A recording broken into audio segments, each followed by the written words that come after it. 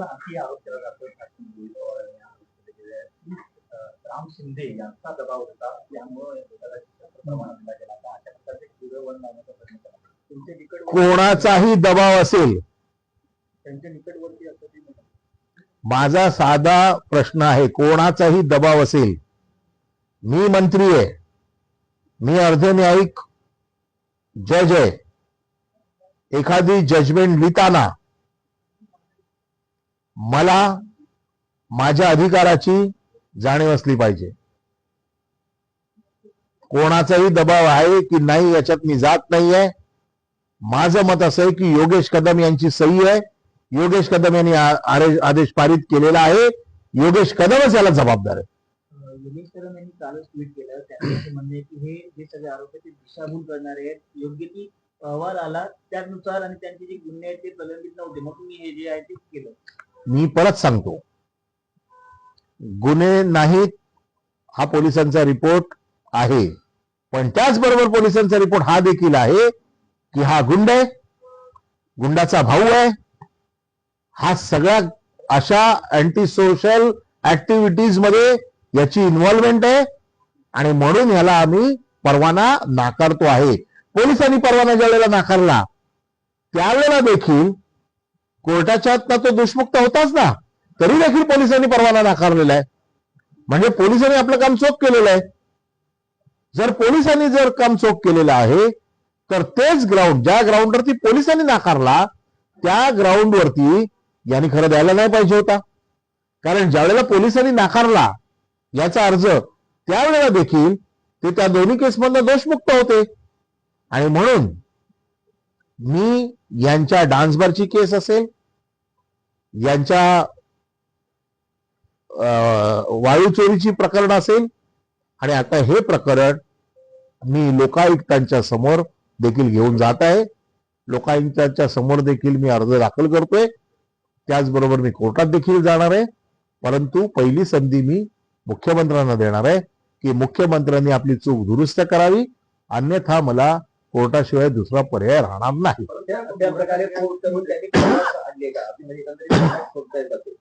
त्यांची पळवाट लंगडी पळवाट आहे. पोलिसांनी त्याला दोषमुक्त केलेला असताना देखील पोलिसांनी त्याचा अर्ज नाकारला. जे कारण ते सांगतायत की दोषमुक्त केलेले आहे, उद्या निलेश गायवळचे सगळे गुन्हे जर सुटले तर तुम्ही देणार निलेश गायवळला परवानगा? उद्या दाऊद मुंबईत आला, दाऊदच्या समोर कोण साक्षीलाच गेला नाही आणि दाऊद जर दोषमुक्त झाला, तुम्ही दाऊदला रिव्हॉल्वरचं परमिशन देणार? त्याची पार्श्वभूमी काय तपासणार नाही? पोलिसांनी पार्श्वभूमी लिहिली ना त्यांच्या रिपोर्टमध्ये. पोलिसांच्या रिपोर्टमध्ये पोलिसांनी सगळं म्हटलेलं आहे. हे लंगडं समर्थन करतायत की दोषमुक्त आहे म्हणून आम्ही दिला. अरे पण तो गुंड आहे, वेल्लोन गुंड आहे, वेल्लोन गुंडाचा भाऊ आहे. आता त्याचा भाऊ देशातनं पळून गेलेला आहे. सरकारचं नाक कापलेलं आहे की खोट्या पासपोर्टच्या आधारावरती आता त्याचे आका कोण आहेत ते पण येतील बाहेर. परंतु हा तर किमान सापडलेला आहे, पेपरवरती सापडलेला आहे. त्यामुळे ह्याची सुटका नाही. हे कारण लंगडं समर्थन आहे. ज्या कारणास्तव पोलिसांनी नाकारलं त्यावेळेला देखील कोर्टातनं तो दोषमुक्त झाला होता, तरी देखील पोलिसांनी नाकारला. म्हणजे पोलिसांचं मनोधैर्य तुम्ही खच्ची करताय की पोलीस नाकारतायत आणि तुम्ही मंत्रालयात बसून देतायत.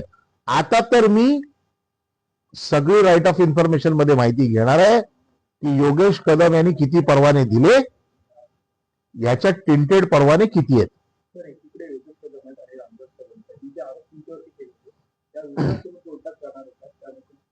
मी ऑलरेडी नोटीस तयार होते माझी.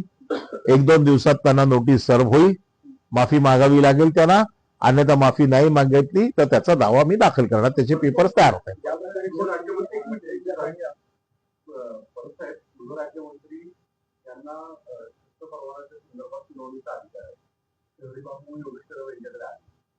या सगळ्या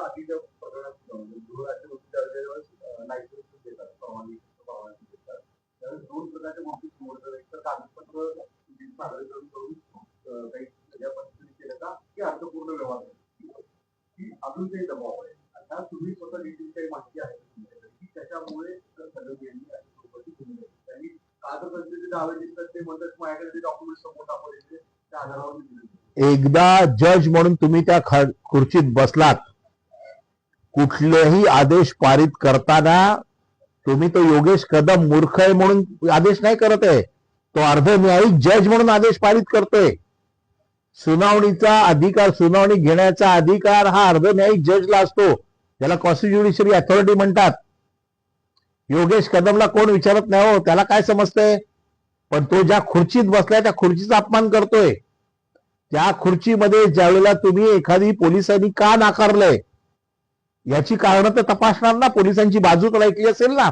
आणि ज्या वेळेला पोलिसांनी आपली बाजू सांगितली असेल की हा गुंड आहे, हा गुंडाचा भाऊ आहे, याचा भाऊ वेल नोन क्रिमिनल आहे, पुण्यामध्ये यांची दहशत आहे, यांच्यावरती खून केल्याचे, खूनचा प्रयत्न केल्याचे, खंडणीचे गुन्हे होते, हे काय चापटी मारल्याचे गुन्हे नव्हते. आणि असे गुन्हे ज्यावेळेला, आता आमच्यावर पण गुन्हे असतात परंतु ते सामाजिक कार्याचे गुन्हे असतात, आंदोलनातले गुन्हे असले असते, बाकी कुठल्या चळवळीतले गुन्हे असले असते, आणि जर त्याला जर परवानगी दिली असते तर आम्ही पण समजू शकलो असतो. परंतु खुनाचा प्रयत्न, खंडणी अशा गंभीर गुन्ह्यामध्ये जे लोक सापडलेले आहेत केवळ ते दोषमुक्त झालेत आणि पोलिसांची कुठली बाजू न ऐकता मग आपण जे म्हणता ते बरोबर आहे. एक तर अर्थपूर्ण व्यवहार असेल किंवा मी तुला आज परवाना देतो, भविष्यामध्ये माझ्यासाठी तुला काहीतरी काम करावं लागेल.